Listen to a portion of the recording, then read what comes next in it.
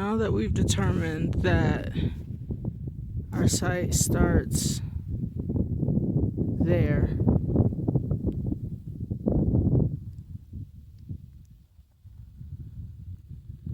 and not there, what we're going to do is move our camp from there to right here.